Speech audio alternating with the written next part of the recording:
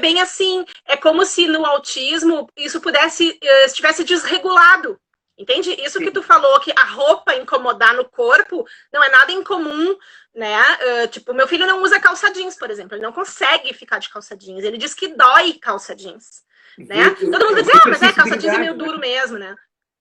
Eles têm uma hipersensibilidade, uma hiperpercepção nos sentidos. No sentido tátil, assim, isso pode ser para mais ou para menos, viu? Sim, assim, sim. Não quer dizer que todos tenham problema com barulho. Tem algumas pessoas que não, né?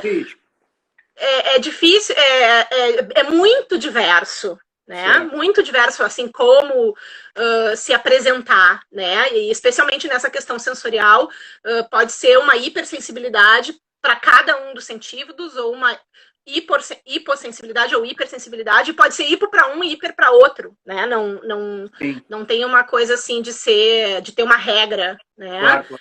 Uma hiporreatividade. O William tá me ajudando ali. Obrigada, William! A Vitola é uma figura. Tá. Vamos lá, me diz uma coisa. Agora vamos chegar a pessoal entendendo o que é o autismo e o quão complexo ele é. Ele é bastante complexo, o autismo.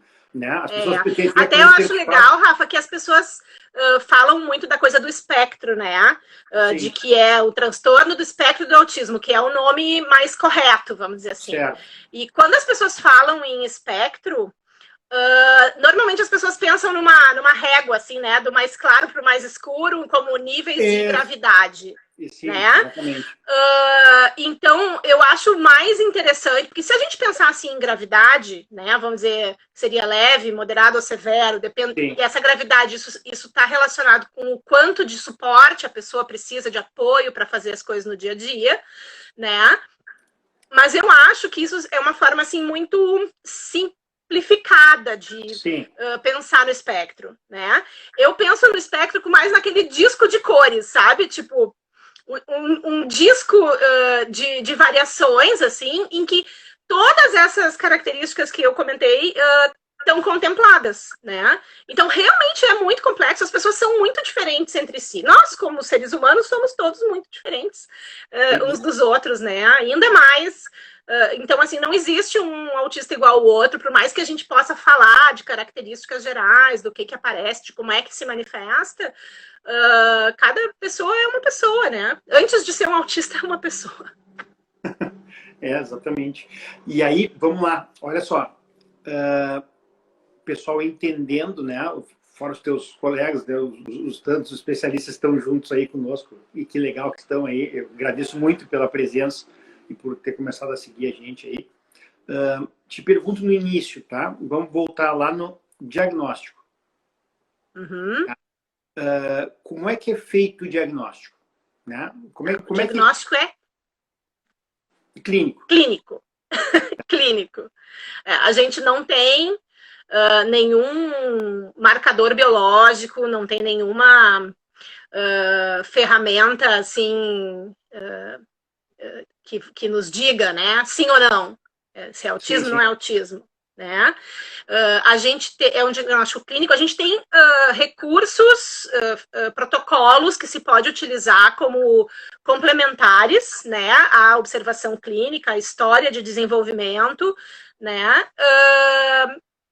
Mas, assim, é uma questão realmente de anamnese, né? E de observação, né? De sinais e sintomas, para a gente falar bem medicamente, assim, né? Mas, assim, por exemplo, a gente está falando, assim, como na maioria das questões tem uma relação neurológica, né?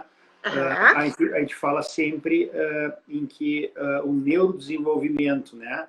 E a neuroestimulação precoce faz diferença na maioria das questões neurológicas, tá? Quando elas estão relacionadas a questões para as pessoas que não são da área da saúde, né? Para as coisas que são de nascença, né? A gente fala das coisas que são inatas, né? Sim. Então, eu te pergunto assim, o quão precoce se é possível fazer um diagnóstico? Já que ele é clínico, né, e tem as questões que são relacionadas à linguagem e tal, e a gente sabe que a primeira linguagem, o primeiro contato ainda é durante a amamentação, né, que a gente consegue ver uma coisa de fixação de olhar e tal, mas como se consegue fazer? Quais são as primeiras observações? A gente vem falando assim que quanto mais precoce esse diagnóstico for feito, melhor, né? E acho que a gente pode também não necessariamente fazer um diagnóstico taxativo, né? De que sim, num bebezinho. Mas eu acho que é muito importante a gente identificar sinais, né? De quando aquela criança está apresentando questões que nos façam pensar em autismo, e essa criança ser melhor avaliada, ser vista, ser acompanhada. Não acho que tenha que ficar demorando não, mas ela é muito pequena, se essa criança tem tudo muito claro, né? É um caso de, na dúvida, ultrapasse. Mais ou menos isso. E também não precisa necessariamente... Claro, quando a gente fala de serviço público, né, é necessário um CID para a criança ter acesso aos tratamentos, né? Então, assim, eu já tive algumas conversas sobre isso, né? E o meu filho não precisou de um CID, embora ele tenha tido aos 18 meses, né, esse diagnóstico, mas para quem precisa, né, eu não acho que tenha que ficar pensando duas vezes. O que importa é a criança ter acesso ao tratamento. Né? Então, se preciso for para o tratamento, a criança tem um CID, dê-me um CID, né? Não vamos ficar... Se estamos precisando de um CID, daremos, né? Se estamos precisando de um CID, daremos, né? Daremos, exatamente, né? E eu acho que... Então, assim, tu tinha me perguntado sobre a questão de idade, né? Claro que muito cedo, quando a criança ainda não está em fase de socialização maior, assim, é mais difícil, né? Mas a gente já se sabe, né, de estudos com rastreamento do olhar, por exemplo, chamado eye tracking, né? Que a partir de 3 meses se pode fazer esse rastreio do olhar, e a criança que mais tarde vai desenvolver autismo, ela já demonstra uma preferência nesse exame por olhar não para rosto, não para o olho, né, para o triângulo, olho e boca, mas para objetos no fundo, né, ou para a orelha, ou, enfim, né? Isso não é disponível ainda aqui clinicamente, né? Assim, para diagnóstico ainda não, mas em pesquisa já se fala nisso, né? De ter sinais detectáveis, né, das suspeitas já muito cedo, assim, né? E eu acho que uma coisa muito, muito importante, Rafa, em termos de diagnóstico precoce, de acompanhamento pediátrico, né? A gente tem dentro da carteirinha de vacinação, assim como tem a curva de peso e medida que todo mundo preenche, né? Todo pediatra preenche, a gente tem ali uma escala de neurodesenvolvimento, né? Porque o neurodesenvolvimento, ele não é absolutamente igual no dia 18 meses e um dia a criança faz isso, mas ela tem uma faixa de normalidade. É como a faixa de peso e de altura, né? Então, eu acho, assim, que é um recurso super necessário, né? Porque ainda é muito... ainda se escuta muito, as mães ainda escutam muito a velha história da cada criança tem seu tempo, né? E eu tenho, assim, a pior bronca com essa frase, porque claro que cada criança tem a sua forma de se desenvolver, né? Se a criança tiver autismo, ela vai ter o tempo dela, mas ela vai ter que ter o tempo dela assistida, né? Claro. Ela vai ter que ter o tempo dela com os recursos que forem possíveis, né, para que ela possa se desenvolver no seu melhor potencial. Então, é a partir desse rastreio, né, que pode se fazer do primeiro ano de vida, primeiro ano e meio, é sim possível, né, para te dizer assim, ó, atraso motor, as pessoas muitas vezes não relacionam com autismo e é relativamente comum, né? Sim. Meu filho teve atraso motor, né? Andou um pouco mais tarde, sentou mais tarde, é um transtorno do neurodesenvolvimento, então tudo que tiver relacionado com o neurodesenvolvimento pode estar alterado, né? Pode estar diferente, pode não estar sendo cumprido de acordo, né? E a questão das questões de socialização, assim, socialização não é quando vai lá no coleginho, né, na escolinha. Sim, claro. Na interação com a mãe, o olhar, a troca de olhar na amamentação, aprender os primeiros gestos de dar tchau, mandar beijinho, né? Tipo, o Pedro ficava me olhando assim, como quem diz, o que essa louca tá fazendo? Macacadas na minha frente, assim, tipo, eu percebia claramente que ele não entendia o que eu estava fazendo, né? Que eu estava tendo uma interação com ele, um gesto social, bater palminha e tal, aquilo não, parecia que não significava nada. Como se fosse um olhar vazio, assim. Isso. Né? Ainda que eu acho importante também, já que tu falou em olhar vazio, eu me remetia a uma outra coisa que é, como é que diz, que é assim, comum, né, das pessoas falarem, vive no mundinho dele. Não tem outro mundo, tá?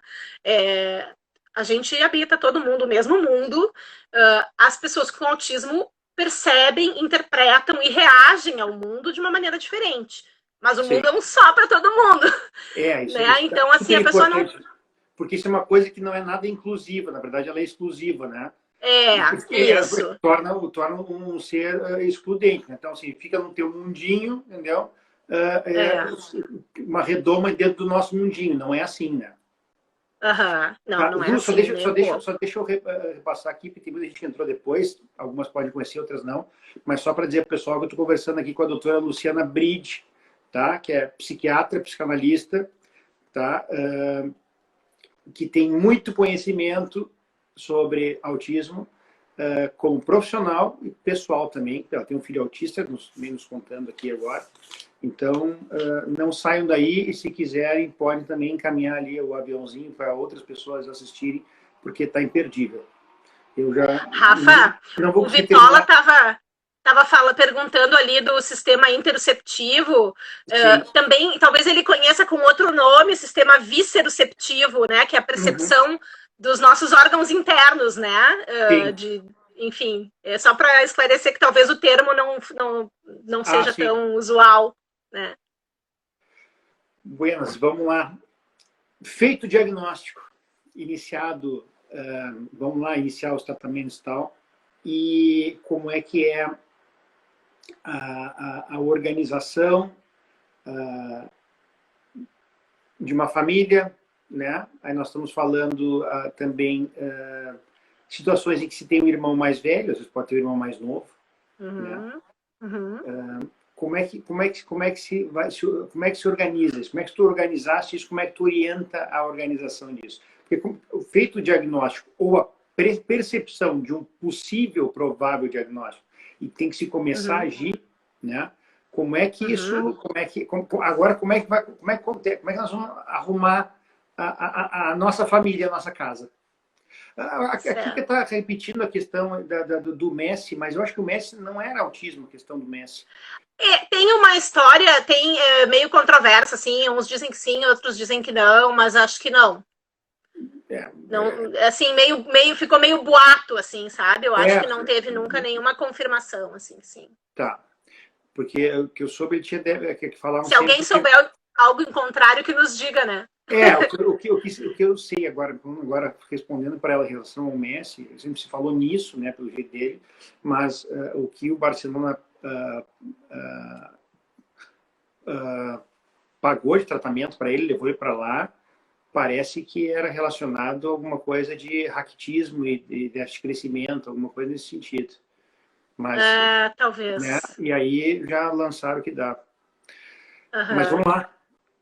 Vamos lá, então. Já que a gente estava, perdi. Nos conta como é que é organizar a família, como é que organizar... tá, isso aí. A vida. Bom, assim, claro, eu vejo que quando chega um diagnóstico na infância, né, a gente também tem que pensar que do Brasil não é simples ter um diagnóstico precoce, realmente precoce.